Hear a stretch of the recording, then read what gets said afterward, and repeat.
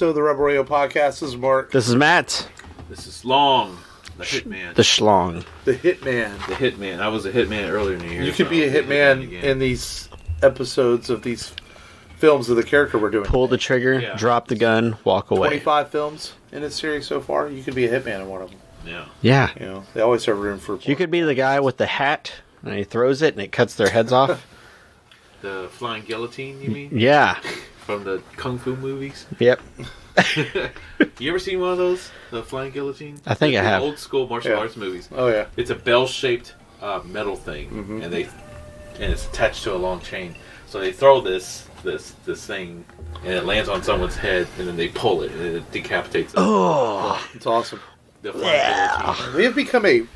We've become a whiskey drinking podcast the last few weeks. Hey, no one knows we've been drinking whiskey. The second time in a row. Yeah. Hey. No, well, the Dread episode. That Dread episode And now turned out two really good. Yeah. Hey. It turned out well. More whiskey equals more entertainment. How are you fellas this week? Feeling randy, baby. You've been dressed as a polar bear a lot this week. Dude, a lot. I've been a polar bear for 5 days. 5 days I've been a polar bear. I'm sorry. So you have like little kids grabbing onto you and touching places you don't want to be touched? And then there's like women that are like, polar bear! And some of them are cute, and some of them are like old women. Like this old woman put their hand on my butt. You know, this old woman trying to cop a feel with the polar bear ass. Shit, dude, you know? Yeah, maybe. Some of that furry polar bear penis. Any Santa Clauses? I did. Santa Claus didn't grab your butt. No, Santa Claus didn't. You know, he told me I was a very naughty boy, and that, you know, I needed to get into his sack or whatever. One of these polar bears. No, but it's you know, it's for the kids, and you know, it's been fun, but it's the season. You're right now dressed as an elf. Yes, I'm an elf now. You know, like Will Ferrell, Coca-Cola elf. But yeah, it's for the kids. They loved it. I wish I could have been dressed as like Paul Stanley from Kiss or something like that. That would have been much cooler. Kids probably ran away from that. Probably. Some kids ran away from the polar bear suit.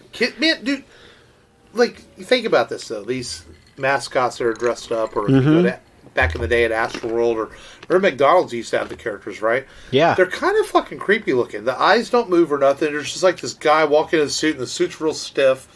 But it's like it's sort of like cosplay in a way. Don't talk about Grimace, but it's Grimace. It's a little scary, man. My little sister didn't like those things when she was little. She would run from them, you know? Yeah. They're a little creepy looking. I imagine you and even the Hamburglar? Ew, the Hamburglar was creepy looking. Yeah. Yeah. I wonder if they could even get away with that now. With a guy who steals your burgers. It would probably be un-PC. You think? Yeah. Stealing from hunger? No, I don't know. McDonald's should bring those back. Those were cool. Those were cool. You could have a birthday party at McDonald's and one of them would show up. Yeah, you could. Pick like which one you wanted to come to the birthday party and stuff. No one cares. Let's just move on. Oh, wow. I'm joking. I'm joking. Someone burned him. Someone stole his Happy Meal when he was a kid. Yeah, you get bitter against fucking McDonald's. I love McDonald's. There we go. Me too. Don't be talking smack about it. My week's been okay. I got pneumonia once in one of their jungle gym. Ouch. Way back in the day, remember when they started bringing out the ball pits? Yeah. You know, in the old school ones? I remember I jumped in one, and then I got dog sick after that. Ugh. Yeah. People pee in there. So did you not go to McDonald's for years? No, I still go to McDonald's. I keep it real. That's right. Real talk. You remember Blimpie sandwiches? Oh, yeah, dude. Like, I got sick of the Blimpies once, and I would not eat, like a few weeks ago, us guys went out. We went to Jimmy John's, right? Yeah. I would not go to those kind of sandwich shops for years. Like Subway, none of it. Because of Blimpies made me sick. Yeah. Not because of Jared? Over it and I went. Because I always felt like I would walk in those places, I would see that food sitting out, and I would feel like, oh, there's no way this food is good. Yeah. Wow. Just because I got sick one time. But yet I could go to a buffet and eat it like a motherfucker and not even think twice about it, you know? Mm-hmm. So I don't know. It's all in your mind, I guess. Yeah, my preferred sub shop is Jersey Mike's. Yeah. And last Sunday I ordered a giant sandwich, which is about 14 inches. Wow. They cut it in 4 pieces. It was that big. And I told them to do it Mike's way, which is they drench it in oil and vinegar. Yeah. I love that. I don't know why. And it just, some of the best meals I've had.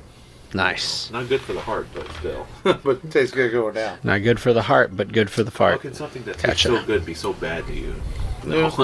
It's always the way it's it just works. not fair. But, It's not fair, man. It's not fair. Why does something that tastes so good is always bad for you? It's not right. Unfortunately. But as we go into December, it is Christmas season, of course. This is, I guess, our first official show in December, because last week we recorded a couple days before December 1st. Correct. So we want tis the season. We want people to give to us a little bit if they don't mind. We'd like them to join our Patreon. We're continuing our Patreon launch drive, so we can start launching in January with our monthly bonus episodes for anyone that joins Patreon. So go to the rebelradiopodcast.com and hit that little Patreon button and join. $2, $5, or $15, and we would really appreciate it. So we can start dropping those exclusive episodes to you in January of 2020. A monthly exclusive episode just for you guys who join Patreon. We have 3 members so far. Support us, and we'll support you with our content. That's right, and not just not monthly bonus episodes. You're going to get some other cool stuff too.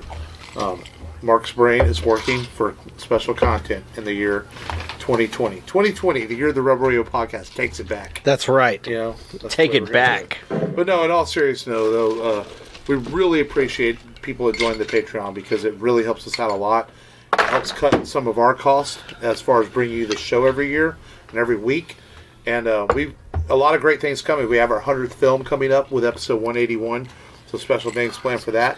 And we are going to hit 200 episodes in 2020. That's crazy. Which is going to be a huge special episode. And, of course, Comic Palooza 2020 is just around the corner as well. And hopefully more live shows at Misfit Toys and things like that. So the Rebel Radio podcast is not stopping anytime soon. We are going stronger than ever. And how. I'm excited. I can't believe it's been 200 episodes already. I can't believe I went this whole year 6 years of recording. Yeah. The show. I can't believe I went a whole year without missing an episode.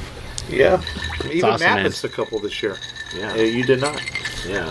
That's It's true. Sneaking up on you, Mark. Watch out with your streak. That's right. I have been on all 175 episodes. Today is episode 175. 175 is kind of like in the comic books and stuff. We used to read comics. Yeah. Like every 25 episodes or 25 issues was always a milestone. So 175 is kind of a milestone. You know, it'll be kind of fun. I do have equipment to record at home. Yeah. So if you're ever sick, you can always tell me that, hey, Long, can you record at home at your place? And then I'll upload you a file. But see, I just tough it up. Yeah, I just lift my balls up. And I I'll don't be want like, your shit. I thought you said you tucked them back. Your pneumonia or your gonorrhea spreading to Gonorrhea. if I'll give you gonorrhea, we got problems. Or your chlamydia. The clap. And Yeah. so on that note, let's get into today's show with some clap this action. is doing wonders. We always start the show officially with Download This, where we tell you people what we watched, streamed, video games we played, checked out that week, possibly saw in the theaters if there was a chance, and it consumed into our brains new, sometimes old things that we enjoy watching. Yeah. So what did you guys, right now during Download This, we always have our weekly Mandalorian recap, which we'll get to in just a minute. But what did you guys check out this week and watch? I'll go first, just real short. I downloaded Destiny 2's expansion Shadowkeep, and I played that for a little bit, and me and my son hit it up. It grew our characters a little bit more. It's not as exciting as I thought it was, but it's still pretty cool. I paid like $40 for the expansion. It was a little bit much for me. Sorry. Oh yeah, I would have rather had Whataburger for like 4 days. You texted me the other day, like, you have an Xbox One, right? I do. Me and Long are PS4 guys, and so you have to get a game. You have to buy it for your son to justify buying it. Yeah. So. Sad, I'm sorry. What? Well, in order to buy a new game, he has to say it's for his son to justify buying it through his wife. That's sad. But yet, our boy here brings home the bacon. Well, I bought stuff for I got a radio for the truck, the SUV, and then I'm going to get some exhaust put on it on Monday, so I couldn't get the game because then it would be very well. It's like, what? You bring home the bacon, you buy where the fuck? Yeah, because the game that we're talking about is Fallen Order, And so I remember you texted me, you're like, man, that makes me want to get it. You get it. I said, well, I had to pass it off as Jake's present. I'll get to play it, of course, but he was pretty interested in it. So that's going to be his present from Santa. And I was like, that's kind of how I had to sell it. It's an expensive present from Santa. $50. I was like, I feel like I have to get like, like a $40 or $50 present from Santa, and then we get him like a $10 gift that kind of goes with it, and that's how we kind of do it. And then the stocking's full of candy basically, or random stuff, like maybe one of those little Lego things. It's just a person. You get it for like $1. I found a Destiny Ghost character at Walmart one time. Sometimes they have like Call of Duty characters or Overwatch characters, and they're like $20. This one was marked down for $5, so he's gonna have a pretty good Christmas. I found some stuff, and I got some good deals, and getting income tax at the end of the year kind of helped out. We're gonna need it though, because baby number 4 is not cheap. You got number 4 coming. Yeah. We should have done a Rebel Radio gift exchange. Rebel Radio gift exchange. Oh, that would be pretty cool. $10 and under. Yeah, $10 and under. You can't exchange as your baby. Yeah, I know, right? Here you go. It's only December 7th, 8th. What is it, the 7th, 8th? No, it's the 6th. Yeah. Yeah. We might have to discuss that after the show. Maybe so. Maybe a whiskey exchange. Well, I said $10 and under. You can get a small bottle, the flask size. So what else did you watch this week or check out? That's really it. That was it. I played Destiny and I downloaded the expansion. That's it. Cool. I bought Once Upon a Time in Hollywood, but because of all these events, I haven't been able to watch it. So I want to see that badly. Disappointed. Yeah. You long?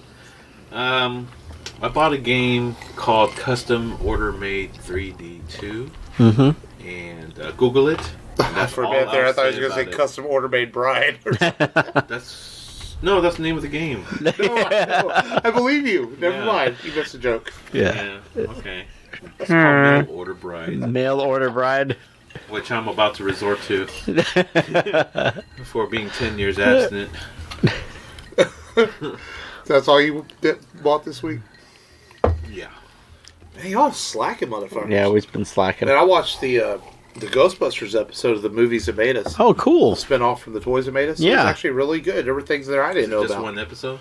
Well, they did Ghostbusters, Die Hard, Dirty Dancing, and Home Alone. Are the 4 movies they picked for the first season. Not impressed. And, Ghostbusters is cool. I was a Ghostbuster fan, so that was cool.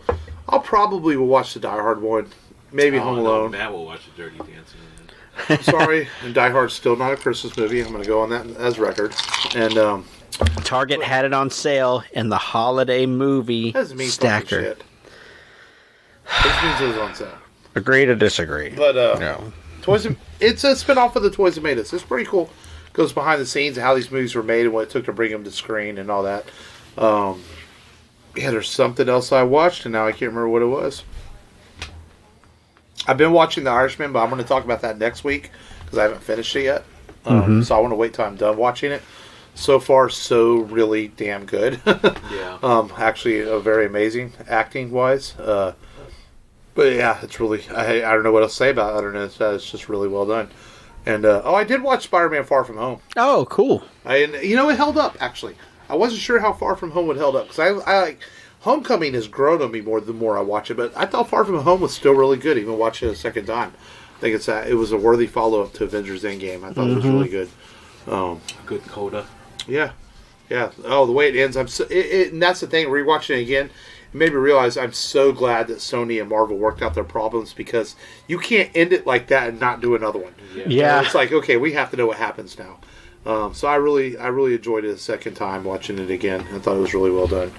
So, but other than that, The Mandalorian episode 5 hit today, and Matt, you and I played a lot of Star Wars Galaxies back in the day. We already said that this show was like Star Wars Galaxies, but this episode was really like for real Star Wars Galaxies live action. I mean, so in this episode, The Mandalorian shows up in a very famous Star Wars location, Mos Eisley Spaceport. It was on what planet? On Tatooine. And did you notice that Mos Eisley wasn't as busy? No, it wasn't. Empire. You notice that? I think they did that on purpose. They made it look like these towns are getting run down. And you're missing another detail about that cantina. Was that the... Oh, the bartender wasn't there. It was a droid. Yeah.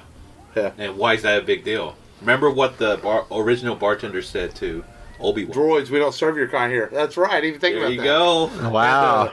I was laughing at that. It's like, oh, dude. And replaced by a robot. The Mandalorian shows up in Mos Eisley because he gets... The episode opens up with a space battle, which was really cool. Another fellow bounty hunter kind of going after him and everything, and he takes him out, and he has to land for repairs. And I like that scene, too. I can bring you in hot, or I can bring you in cold. That's my line. Dave Filoni wrote that episode. Yeah. And directed it. Yeah.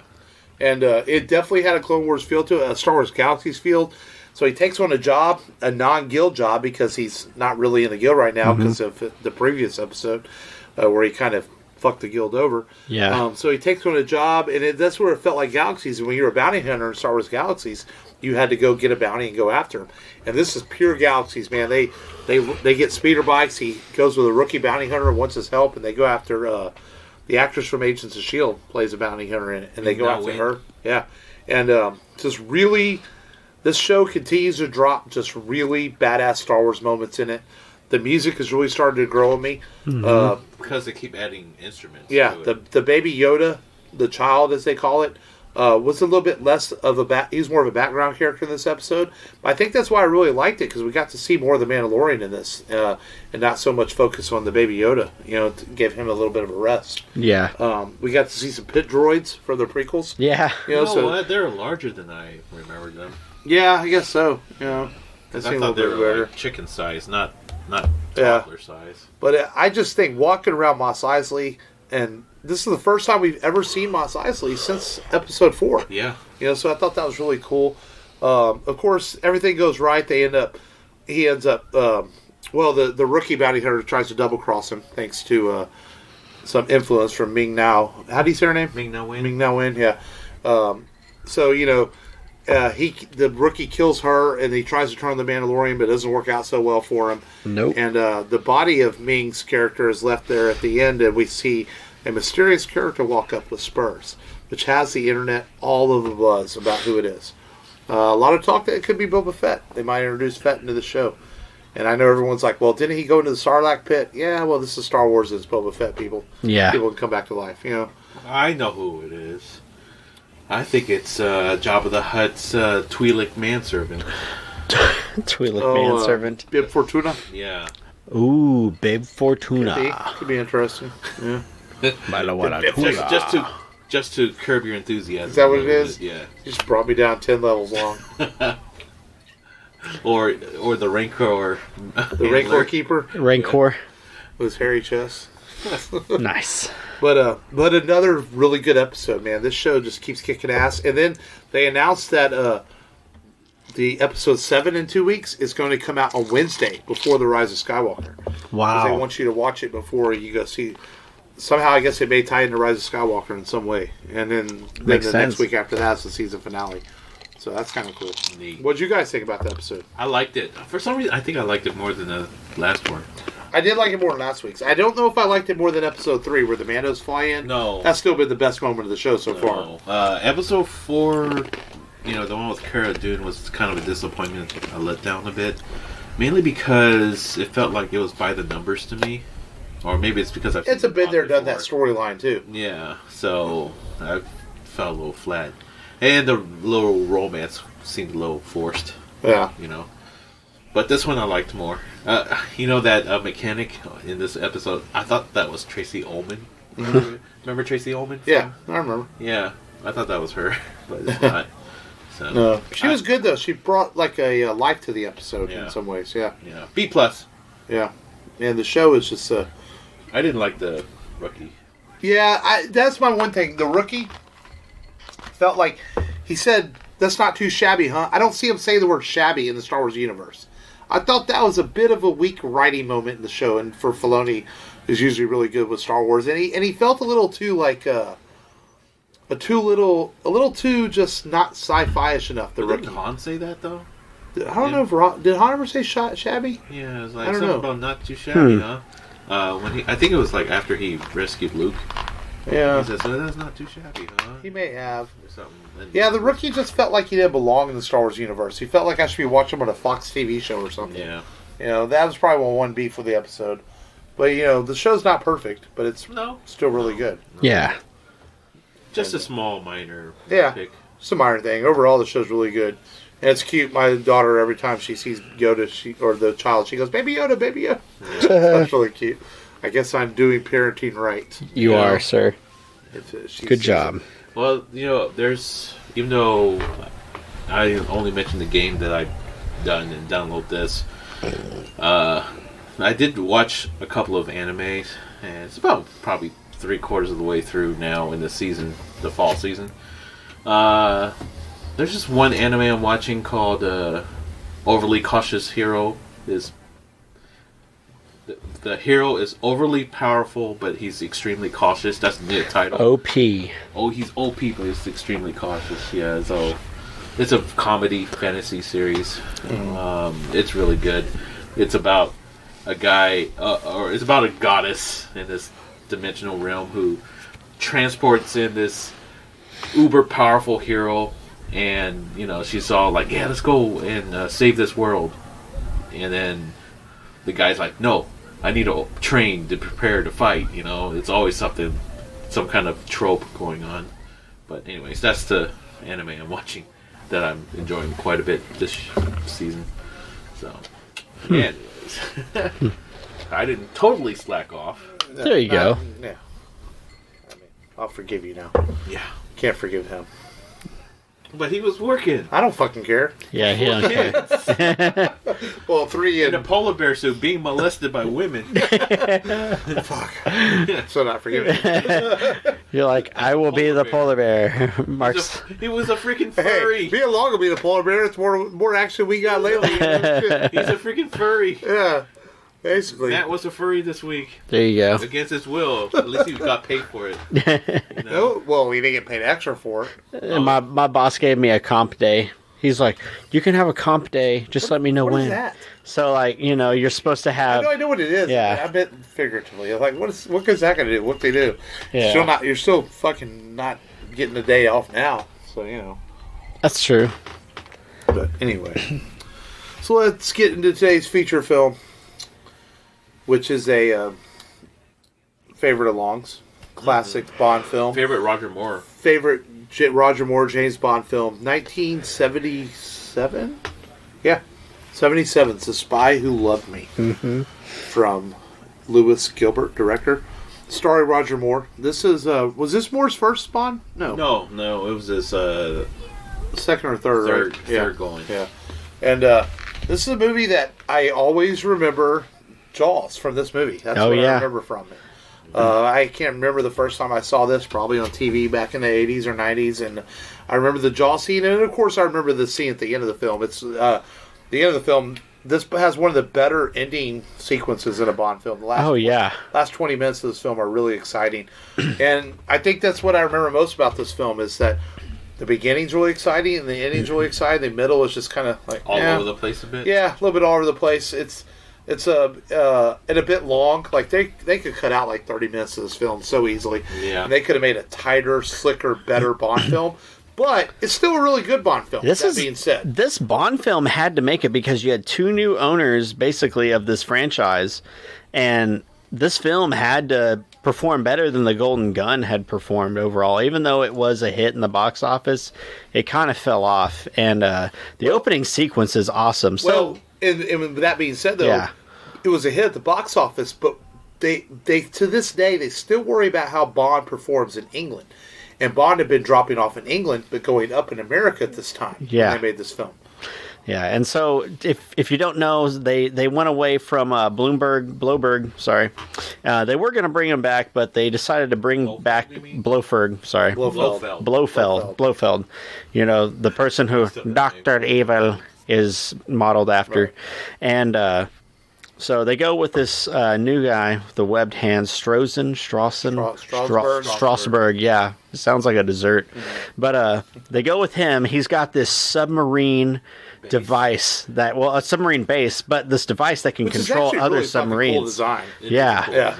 he likes sharks with lasers on their heads. No, but he does like sharks. And he dumps people, just like in Austin Powers, into the water. He presses a button, and they get destroyed, or they fall into the shark water, and they get eaten. And so, yeah, I had to point out the Austin Powers references in here. When I was watching it, I'm like, this is the movie that Matt's... You mean the Austin Powers inspiration? Yes, the inspirations. Yeah, because... Yeah, because Austin Powers references this movie. Yeah, exactly. Really, a lot of Roger Moore is Austin Powers' basis. Right. But yeah. Ooh, this is tough. I like Roger Moore because he's always like so smooth with the ladies, and he just, he gets them in bed with them, and he's almost too smooth in this movie. It's like he's not afraid to say anything. He's not. Oh, well, I can warm you up, or I haven't had dessert. I'm just like, oh my God. How about a nightcap in my room? And then the scene whenever he uses the woman as a shield. This was the height of the sexual revolution. Oh, for sure. Yeah. So, Strasbourg has this submarine control device, and you have the Russians that are impacted. Well, he stole nuclear weapons. Stole nuclear weapons too. The Russians, their submarines are being controlled, and the U.S. their submarines are being controlled, and they're gonna attack each other and start World War III. So Bond and Triple X have to, not Vin Diesel. Barbara Bach is so hot. She is, even though she doesn't. She's one of the better Bond girls. Her boobs are built for speed, not for power. But she's like. But she's also a really good actress, and she's really strong in the role too. Yeah, she's a sexualized object. Yeah, but she's also really good. Yeah, and she knows her stuff. Like she corrects Bond a couple times in this film, and so they have to work together. Unknowingly, Bond killed her boyfriend, and so she finds out that Bond was there, and he confesses that he killed him, and she's like, after this mission's over, you're dead. So, of course, she's left on Strasbourg's ship with Jaws, and Roger Moore escapes, but then he's like, I'm coming back for her. James Bond escapes.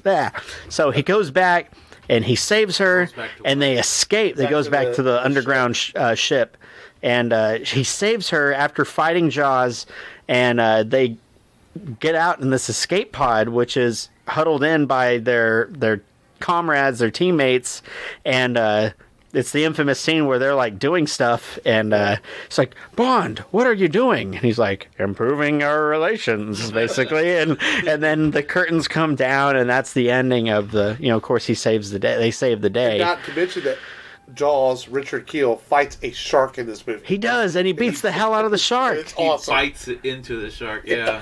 I mean, he kills the shark with his mouth. Yes. There's a guy so awesome, but so cheesy, too.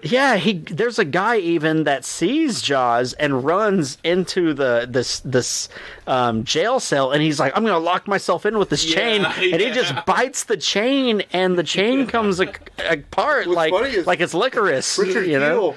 Well, they did use licorice for the chains. They did? Oh, my God. And the wiring. Yeah. And Richard Kiel actually could only wear those prosthetics for like 30 seconds at a time because it hurt his mouth so bad. And when he's supposed to be smiling and have this dark sense of humor, it's actually because he's hurting like hell. Wow. He hated it. Every moment of it. So they had to film him very quickly. And that's why most scenes his mouth is just closed because he didn't have anything in there. Mm-hmm. They didn't want you to realize that his teeth weren't steel all the time. And I think it makes it more effective. Yeah. It will make the audience anticipate it more. Yeah. Mm-hmm. So, but this is really cool. You have a Lotus. They have a Lotus in this vehicle. Well, and this was controversial for being a Bond film. When it came out, people were like, "Wait a minute, where's the Aston Martin?" Like, this was one of the first Bond films where they'd used something besides the Aston, Yeah, the Aston Martin or the Then it was the BMW. Whenever Pierce Brosnan was was at the helm of the Bond franchise, but the Lotus was a nice touch. It's also spoofed, of course, in Austin Powers, the underwater car, which is really cool. The Lotus is actually on display because it was sold to a private seller who donated to I can't remember where the museum is, but you can actually go. The Spy Museum? I think it is the Spy Museum. That's the same where Jaws' jaws are. Yeah, that's really cool.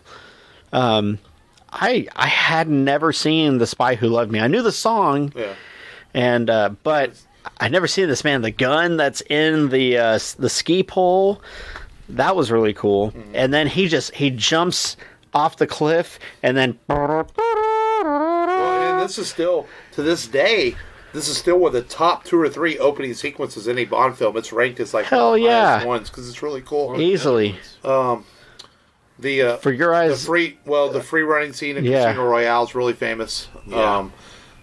I think one of the the opening sequence thing didn't really start until the more films, huh? No, it started in the Connery. But like 3 or 4 films in, the first 2 or 3. The third film. Yeah, the first 2 or 3 didn't have too many. Yeah. Or you mean Goldfinger? Goldfinger. Right. Yeah. That's right. It did have the opening sequence thing. Yeah. So.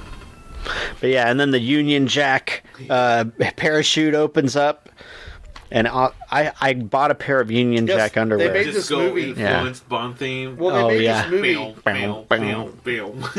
Well, they made this movie very, very British superhero-like because they wanted, like I said, to start appealing to British audiences again. Yeah, and it worked. After this movie, they started viewing James Bond as like one of their heroes and stuff. And Prince Charles, he loved this film. He gave it a standing ovation. And we talked earlier, I didn't realize Elvis saw this film 6 days before he died. Wow. So, arguably saw one of the best Bond films ever before he died. This film was a huge hit, even in America and overseas. It made a lot of money. It put Bond back on the map. It helped Bond recover from its declining box office last few years. Yeah. Film. And unfortunately, it didn't stay that way because they had planned on doing For Your Eyes Only next. But then Star Wars hit, and it was a really huge hit, so they wanted to put Bond in space. And they put Moonraker out, but Moonraker actually turned out to be a bigger box office hit than this. Yeah. Even though it wasn't as well received film. Critically panned, but... but made a lot of money. Yeah, but, I watched Moonraker recently. It's enjoyable. It is. Yes. It's not as bad as what people You have to suspend your belief a little bit for it. Yeah. And honestly, the end of this film with Jaws fighting a shark and Bond in this impossible situation in the submarine base, kind of the suspension belief kind of starts there. And this movie does kind of get credit for taking Bond into kind of silly territory. Yeah. You did this, you did Moonraker, and then you did some of those silly movies in the early 80s before Timothy Dalton came in. So this movie does kind of start that trend where Bond gets a little bit sillier, A lot of people like Dalton the most. Well, he was very serious with the role. But License to Kill is not a very good movie. It's probably the worst of all 25 Bond films. Living Daylights is better than I remembered. Yeah, Living Daylights is pretty good. My mom, she's a Bond fan, and it's always like, Sean Connery's the best. No, I don't care, Sean Connery's the best. She hates Daniel Craig. Really? Yeah, I love Daniel. I don't think you can hate Daniel Craig. I can understand if you think Sean Connery's the best. She thinks he's ugly compared to Roger Moore, And I'm like, yeah, I can kind of see it. Roger Moore does have the look. Craig is gritty. Yeah, I can see that. He's grittier. He's a little more realistic, like a chiseled war veteran. Yeah, I can see that. I think Craig has one of the best comedic scenes of the Bond films, and that's whenever Chekhov, he's like, to the left, you're gonna die scratching my bloody balls. I didn't think it was that funny. You don't think that was that funny? No. I like Craig. What a nice body. We've got some Craig to talk about a little while. Yeah, for sure. The trailer. But it's kind of funny we're doing this. The timing of it. And the trailer hit. Yeah. That's why I texted y'all guys the other day. Isn't that good timing? Yeah. But no, The Spy Who Loved Me is definitely, like I said, I always remember watching the opening sequence and the ending sequence. I remember as a kid thinking how scary Jaws was. Yeah. As an adult, he's not quite as scary as he was back then. Richard Kiel, though, he did the role, and he another one of those classic actors that it kind of bothered him playing a villain because he's like, I'm a really nice guy, and he always was. If you ever saw Richard Kiel in any interviews, he was just like the big old lovable giant, just a super friendly, nice guy. I loved him in Happy Gilmore. Yeah, Happy Gilmore. He was in Guns Don't Kill People. Stuff, I do. Yeah, a very, very friendly guy. And The Longest Yard. He was in the Longest Yard. Right, yeah. So he was in a couple of Adam Sandler movies. Yeah. So. Well, not that Longest Yard. He was in the original. Burt Reynolds, Longest Yard. For some reason, I thought he was in the remake too. He might have had a cameo. Because a lot of people from the original were make cameos. Yeah, they did. Adam Sandler one, so he might have had a cameo in it. But and he also was almost played the Incredible Hulk before they cast Lou Ferrigno. Wow. Yeah, Richard Kiel was originally cast the Incredible Hulk, and he is not in the show. But in the intro of the show, there's one scene where the Hulk is like lifting up a tree or something in the credits, and that's Richard Kiel as the Hulk. It's the only scene they left in there. It's not Ferrigno. It's actually Richard Kiel. Was he buff? Yeah, oh yeah. Oh yeah, He was big dude. He was built. Oh really? Yeah. Oh yeah. I think later in life he wasn't. When he did Happy Gilmore, he wasn't as cut. But in the late '70s, when he did Jaws and Oh, okay. He was a bodybuilder? I didn't know. I don't know he's a bodybuilder. I think he just took care of himself, being a big guy. Yeah. Lifted. Yeah. Wow. So, and the other lady who plays the other Bond girl, Stromberg's wife. Oh yeah. She was very good too, and very Carolyn pretty. Monroe, Yeah, Carolyn Monroe. And Yeah. Roger Moore's like flirting with her. On the right boat. in front of the other girl who's supposed to be like his fake wife. In front of, Triple X. Yeah, it's like. And he just slept with her. He slept with her halfway through the movie. They get on this boat. Throws himself around in this He's film. a slut. Yeah. He is a slut. The Daniel Craig Bonds, the more modern Bonds, it's a little more subtle about the way he goes about it. But Moore's Bond is just like, here it is. Take it if you want. He's like Shatner, man. It everywhere. You know? Yeah, he knows no bounds, and the movie in that sense, because it is 1977, is male chauvinistic to the highest degree. For real, though. It's just like women are objects in this movie. Triple X, she is a strong object, and she has her own ways because she's a KGB agent. But at the same time, Bond doesn't give a shit. He's going to try to get inside her pants. Yeah, that's right. That's the thing about this Bond. He never hit a woman like No. Sean Connery Bond did. Yeah. Yeah, then From Russia with Love, he backhanded a woman trying to talk on the phone. Yeah. You know? Which is strangely probably the best of the Connery films. But he just backhands out. Pierce Brosnan fought Xenia Onatopp. Which was Fopke Jansen. How do you say her name? Fopke? Yeah. Fopke. Jean Grey. Jean Grey, yeah. She was the sexiest Bond villain woman. I mean, if I was going to die, I would want to die by a woman squeezing me in between her legs. I don't know. I think Barbara Bach's really villain. Well, she was like a frenemy, I guess. Well, she has a presence about. I think the prettiest. Really... I think the prettiest Bond girl, and she's not a very good actress, but Denise Richards. Denise Richards, yeah. Yeah. She's the prettiest girl to ever be a Bond. Oh, I don't know. Tomorrow Never Dies. She doesn't hold a candle. That movie, both girls in that movie. Sophia Marceau is really pretty too. Yeah. Yeah, but they both don't hold a candle against Famke Janssen. Or what, Monica Bellucci. Halle Berry. Monica Bellucci, or Bellucci is how you say her last name. Bellucci. She's really pretty. She's very pretty. I think she's the oldest Bond girl. Yeah, she was the oldest. Yeah. Yeah, so she was really good too. Oh well, you know what? I'll concede to Monica Bellucci. Yeah. Have you ever seen The Brotherhood of the Wolf? You get to see a lot of her in it. Yeah. Brotherhood of the Wolf. It's a French action film. You would like. You should watch Melina. You really see her in that one. Yeah. Brotherhood of the Wolf is a good movie if you've never seen it. And, yeah. But yeah. Is it a werewolf movie? It's not in that sense. It's like a monster movie. Oh, okay. But Brotherhood of the Wolf is excellent. I saw it in theaters. It's really good. It's got Martin Dacascos in it in a small role. Yeah. Yeah. It's a good film. But I think The Spy Who Loved Me is still, it is arguably probably the best of the Moore films. And probably easily and possibly amongst the top 5 to 10 Bond you can put this definitely in the top 5. Yeah. It's kind of funny. The guy who plays Stromberg, Kurt Jürgen. Mm-hmm. So he plays a villain who steals submarines from an underwater base, and one of his most famous roles happened to be called The Enemy Below, where he plays a German U-boat captain. I think I've seen against that. Robert Mitchum, who's a USN destroyer captain. Wow. Yeah, and and that's Kurt Jürgen, so it's like, okay, so you get the guy who's in the famous submarine movie and put him as a Bond villain in a submarine. Well, and the whole thing is, that's one part in this movie, though, like, he never explains, like, he wants the nuclear war to happen because he wants to create an underwater city, but he never really says how he's going to do it. Yeah. He just is going to do it. Yeah. You know? Plus the same actor, Kurt Jürgens, he's also in The Hunt for Red October. Oh, wow. So he's real small part in it, but he's in there. Yeah, but he's in 3 movies that heavily involve submarines. Dang. In the plot. That's kind of funny. I think he's typecast. Typecast. We need a submarine guy. Go get the guy who was in that James Bond movie. Get that German guy, Kurt Jurgens. Yeah. But good stuff, man. I enjoyed rewatching Spy Love Me. It's been a while since I've seen it, and it brought back some childhood memories of the submarine base battle at the end, and Jaws fighting a shark. That's still incredible. You know? And one fun fact about that boat that housed all the submarines, the director of photography had trouble lighting that base, so he secretly brought in Stanley Kubrick to consult. Was like, okay, I'm having trouble lighting this base to capture it on film, and I can't figure out how. So Stanley Kubrick helped do the lighting. Oh, okay. Of, that base that that's housed all cool. those captured submarines. Yeah. Yeah.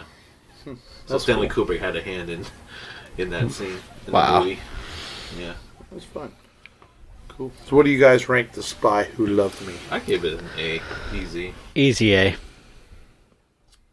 I'd probably give it A. I might have to say a B plus, just a higher B, just because the middle of it drags a bit for me. Yeah. Watching it, it holds it down just a little bit for me. Cut out some of that middle part, I think you have a tighter movie. But a great opening and a great ending.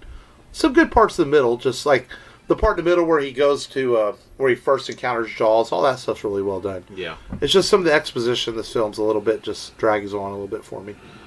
But as a kid, I remember enjoying the hell out of it. Jaws is still one of the better Bond villains I think out there. I liked how in the middle of the film it paid homage to Lawrence of Arabia, playing the movie theme. Yeah. Lawrence of Arabia.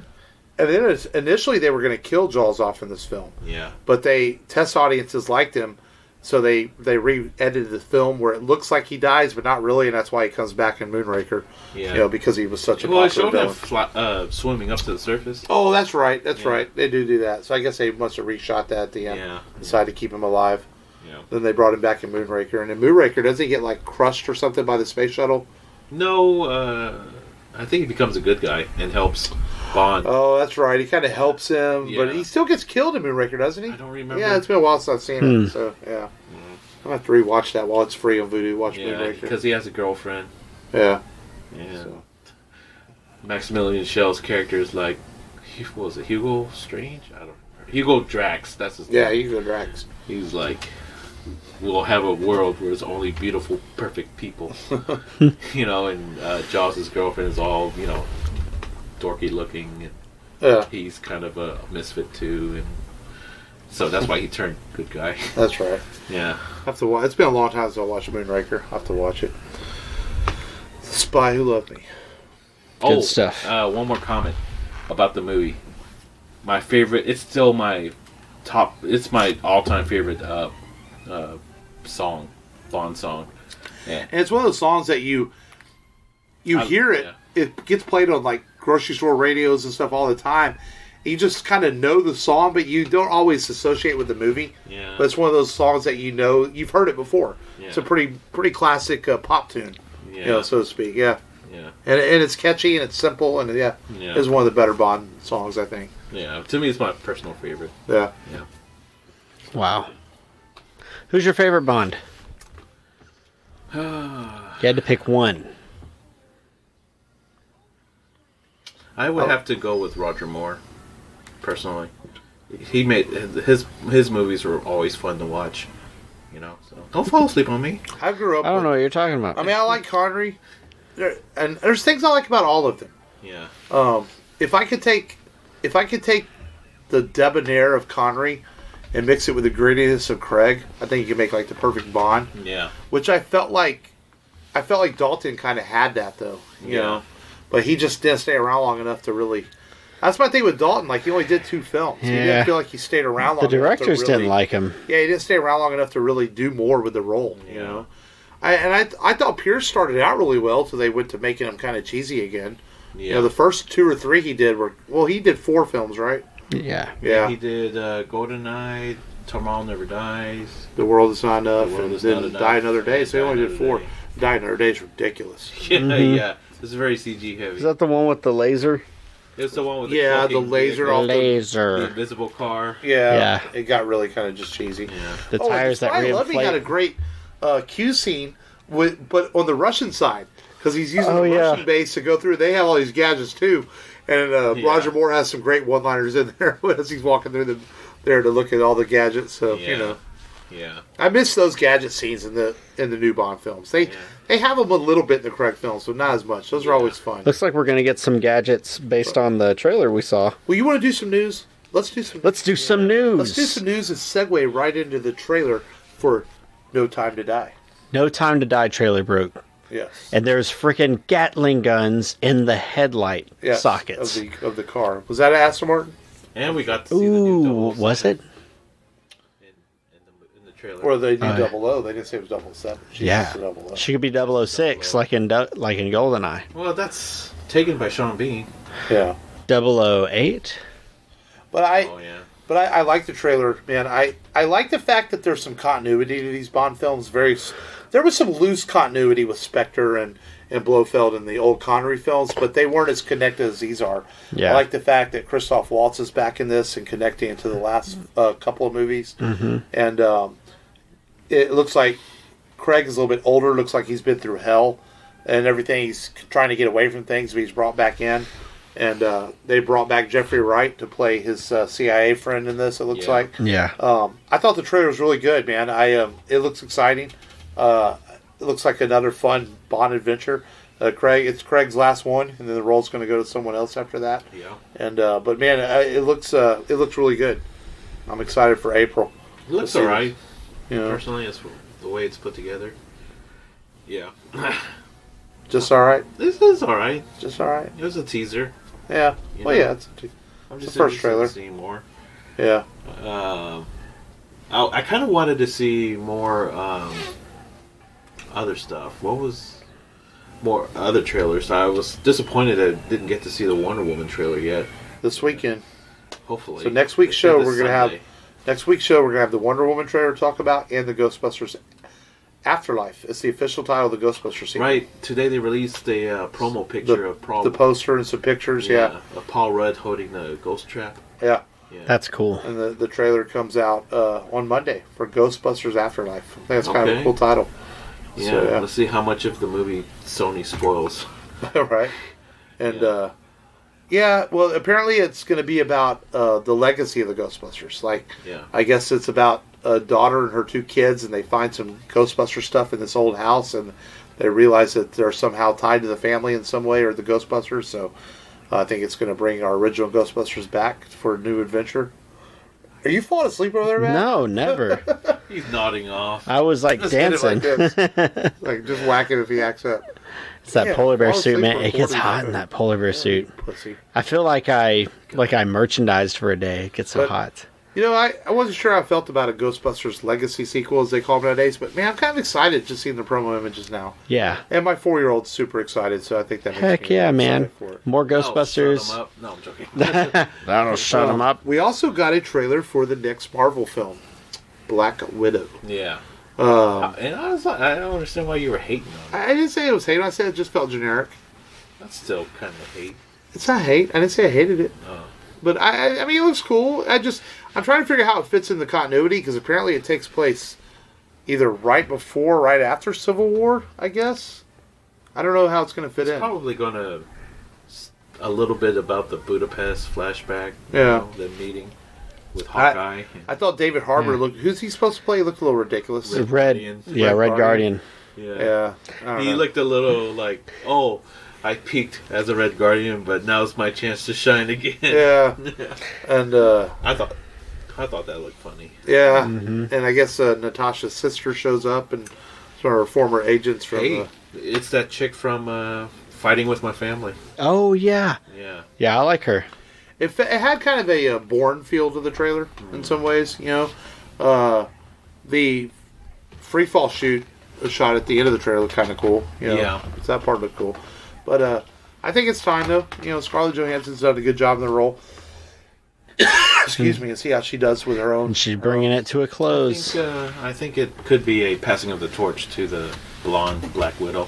In the comics, there was a blonde Black Widow for a time. Do you see the quick shot, too, of Scarlett in her white outfit? I thought that was kind of cool. Yeah. So. Mm-hmm. Yeah, so, I mean, I'm just curious where it takes place in the storyline. It looks cool, though. I mean, I was still going to go see it. I hated the Guardians of the Galaxy trailer a few years ago. Look how that turned out, you know? Sometimes people don't know how to cut trailers. I don't think I remember listening to that episode. Yeah. Yeah, sometimes when you first see the trailer, you're just kind of like, I don't know. Yeah. But I'll still go see the movie, you know. Sometimes they just don't have good editors to cut the trailers properly, you know. So, I don't know. No Godzilla vs. Kong trailer either. Darn. We also got a trailer already for The Boys Season 2. That hit. I didn't see that. Early 20. They started shooting it quick. Yeah, there's a quick trailer. It looks like the boys are back for more action in Season 2. I still have to finish Season 1. I have a couple episodes left. So, how's it going? I mean, so far so good. I mean, it's a good show. It's not great. I'm not as high as everybody else, but I like it. Yeah. Don't pass out there, Matt. God damn, I feel like he's going to fall over and knock the glass and the microphone over. That would be hilarious. Give the microphone to BJ. Ah. So Zack Snyder, I know we've been talking about this for a few weeks. He's confirmed that the Snyder Cut is real. He even posted a picture on his Twitter account. Here's the downside, though. We're not getting it anytime soon. Of course. He said that Warner Brothers doesn't want to spend the money. It doesn't have finished effects. He would need a couple $1 million to finish it. My first thought on that was like, wait, Zach, you have a lot of money. Why don't you just finish the film? No. You know, but I guess he doesn't own all the rights to it. So he would love to do it. And he said the best way to do it is people continue to support it on the internet, and hopefully it gets done. Apparently it's almost... People can shut the F up about it. Yeah. Apparently his cut is 2 hours and 45 minutes long. Yeah. You know, and so maybe one day. I think it's one of those cases we never thought we'd ever get a Richard Donner cut of Superman 2, and we finally got it. So I think this will happen one day. Did you hear about the assembly cut, which is like the raw cut of the film? Of Justice League?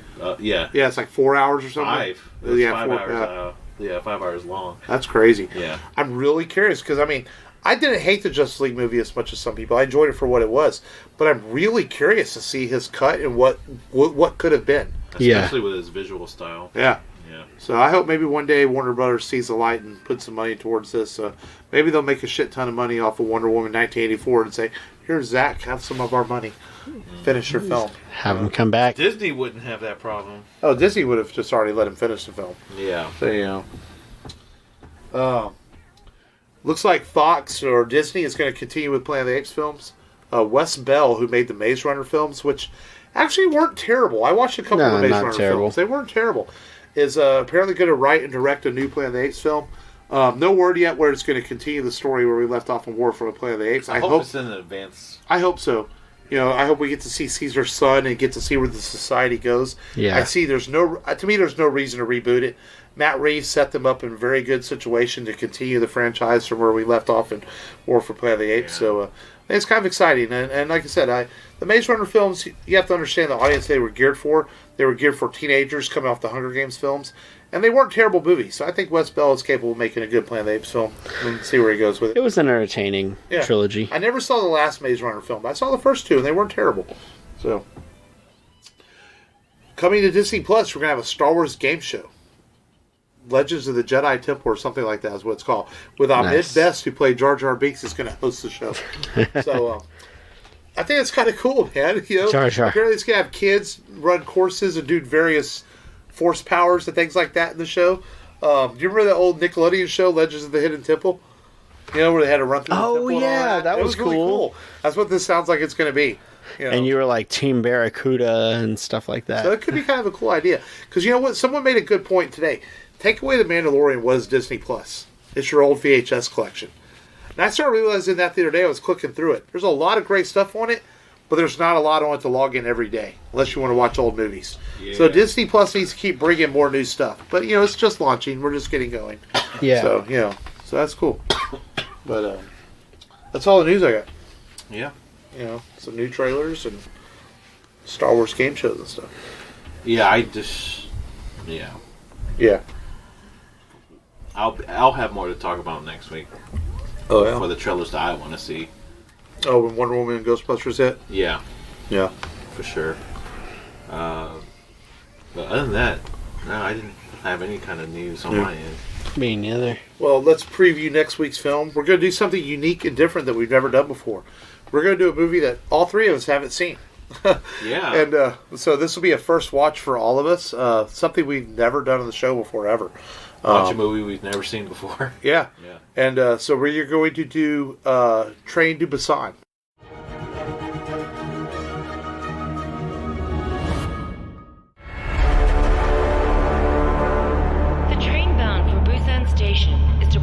shortly.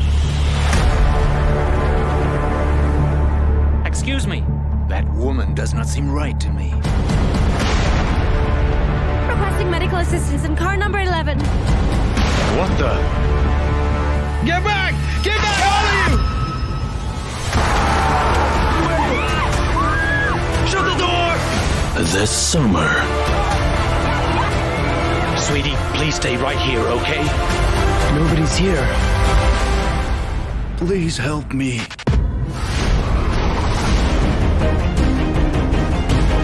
Get back! Move! Hurry up, kids! We have to depart right now! No, we can't leave yet! Busan Station is still open. We should all go there right now. The whole nation runs into danger. Which car? Car number 13, and please hurry! Should you stay alive? After the tunnel. Now! Are you even aware of what we are faced with? Get on board now. Why did you? We could have saved them. This train simply can't go any further.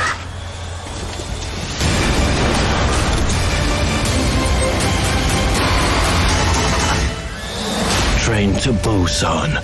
Coming soon. The famous Train to Busan. Semi-famous zombie horror movie that's on Netflix from the director of Parasite that's in theaters right now and making a lot of raves and stuff, saying it's going to be Oscar nominated. So I don't know exactly what this film is about. I've read things about it and people say it's really cool. I know the director has kind of a strange name to say, Boong Yang Sing or something like that. I probably totally butchered his name. He did better than I. But I have seen Snowpiercer that he directed, and I really enjoy Snowpiercer. Yeah. So I'm looking forward to watching this. So we are taking a chance. We had all the movies planned out to episode 181, our 100th film, except for next week. We didn't really have planned out. So we decided right before we recorded today, hey, let's do this show. Might as Or well. do this movie. Fuck it. Whatever. We'll go for it. Go for it. So that's next week on the Rebel Radio podcast. Train to Busan. Watch it on Netflix to watch along with us. Choo-choo. I believe it's on Netflix and Amazon Prime. I think it's available on most streaming services. Could be. Choo-choo. What? Just because it's a train. Yeah. And so that's on next week's episode of the show. And as always, go to rebelradiopodcast.com. Join our Patreon. Follow us on Twitter, Facebook, Instagram, YouTube, all those good things. We haven't done much with our YouTube channel lately, but if you're into YouTube, the episodes do post to YouTube for you to listen to. And maybe we'll create new YouTube content in 2020. I don't know. Remember we did those fun YouTube commercial videos? Those back were in the day? fun. Maybe we'll do some more of those. Gotta do Those some were more fun of to do. those. So we appreciate you all listening. Go to RadioPodcast.com. We got to get out of here before Matt falls asleep on the show. Yeah. 'Cause he's about nodding off, going to knock everything over. But thanks as always for listening. This has been Mark. This has been Matt. This is Long, the Hitman. Until next time, hide from Long. And just Go there and do it. And do it. Sam Jones, Flash Gordon, and this is Rebel Radio Podcast. Hey, headbangers, this is Rudy Sarzo, and you're listening to the Rebel Radio Podcast.